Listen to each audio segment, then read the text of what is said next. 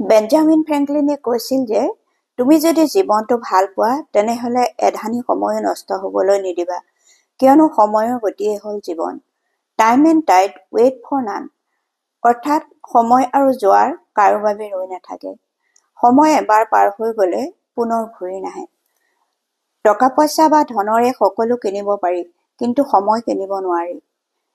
সেয়ে সময় অমূল্য ধন। ভূপেন হাজৰিকাদেৱৰ ভাষাৰেও ক'ব পাৰি, এটি এটি ক্ষণ যেন মুকুতাৰে ধন, এবাৰ হেৰুৱালে নাহে উভতি।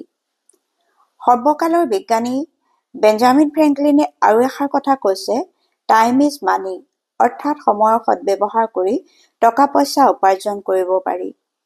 সময়ৰ সদ্ব্যৱহাৰে মানুহক সকলো দিশতে সমৃদ্ধ কৰি তুলিব পাৰে। দাৰ্শনিক হিউগোৰ মতে, সময়বোৰ অবাবতে নষ্ট কৰি আমি আমাৰ চুটি জীৱনটোক আৰু চুটি কৰি পেলাওঁ।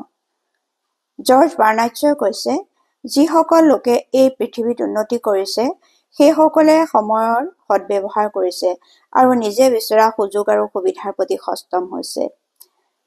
সময়ৰ মূল্য বুজা মানে নিজৰ জীৱন সম্পৰ্কে সচেতন হোৱা। সময়ৰ কাম সময়ত নকৰিলে জীৱনটো নিয়ন্ত্ৰণ কৰা বৰ কঠিন হৈ পৰে। আমাৰ অসমীয়াতো এষাৰ কথা আছে, ফটা কথা তিতে মানে গালৈ গধুৰ। সময়ৰ কাম সময়ত নকৰি পেলাই থৈ দিলে সময়ত সমস্যাৰ সৃষ্টি হয়। জীৱনটো সাৰ্থক কৰিবলৈ হলে সময়ৰ সদ্ব্যৱহাৰ কৰিবই লাগিব। বহুতে কয় সময় নাই সময় নাই, অথচ পৃথিৱীৰ সকলো লোকৰ বাবে দিনটোৰ সময় 24 ঘণ্টাই। বিখ্যাত লেখক, গায়ক, খেলুৱৈ, অভিনেতা, ৰাজনীতিবিদসকলেও দিনটোত 24 ঘণ্টাই সময় পায়। কিন্তু কোনোজন লোক উন্নতি বা সফলতাৰ চৰম শিখৰত উঠে, অথচ কোনোজন বহু পিছ পৰি যায়।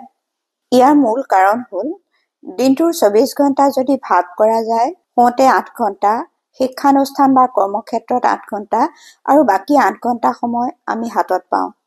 সফল ব্যক্তিসকলে এই 8 ঘণ্টাৰ উপযুক্ত ব্যৱহাৰ কৰে। এই 8 ঘণ্টাৰ 4 ঘণ্টা সময়ো যদি মানুহে নিজৰ প্ৰতিভা বিকাশ বা নিজে ভাল পোৱা কামত ব্যৱহাৰ কৰে, তেতিয়াহলে তেওঁ নিশ্চয় সফলতাৰ দিশত আগবাঢ়ি যাব পাৰিব। দিনটোৰ সময়বোৰ ভগাই লৈ এখন ৰুটিন বনাই সেইমতে কাম কৰিলে অধিক ফল লাভ কৰিবলৈ সক্ষম হয়। নিজৰ যি বিষয়ত দক্ষতা আছে তাত বিকাশ কৰিবৰ বাবে তালিকাত সেই বিষয়টোৰ বাবে বেছি সময় দিব লাগিব। নিজৰ প্ৰতিভা এনেদৰে সুপৰিকল্পিতভাৱে বিকশাই তুলিব পাৰি। যিসকল ছাত্ৰ বা লোকক জেনিয়াছ বুলি কোৱা হয়, সেইসকলে সময়ৰ সদ্ব্যৱহাৰ কৰি নিজকে দোপতদোপে আগুৱাই নি থাকে। নিষ্ঠা আৰু সাধনাৰে ক্ৰমাগতভাৱে আগুৱাই গৈ থাকিয়ে তেওঁলোক এদিন সফলতাৰ চৰম শিখৰত উঠে। আমাৰ বেছিখিনি সময় নষ্ট হয় মোবাইল আৰু টিভিৰ বাবে। ইয়াৰ উপৰি অদৰকাৰী খং, অদৰকাৰী কথা, অদৰকাৰী চিন্তা ত্যাগ কৰা উচিত। এইবোৰৰ পৰা যদি সময় বচাব পৰা যায়, তেতিয়াহলে একাগ্ৰতা, সৃষ্টিশীলতা আৰু অধ্যয়নশীলতা বহু পৰিমাণে বাঢ়িব।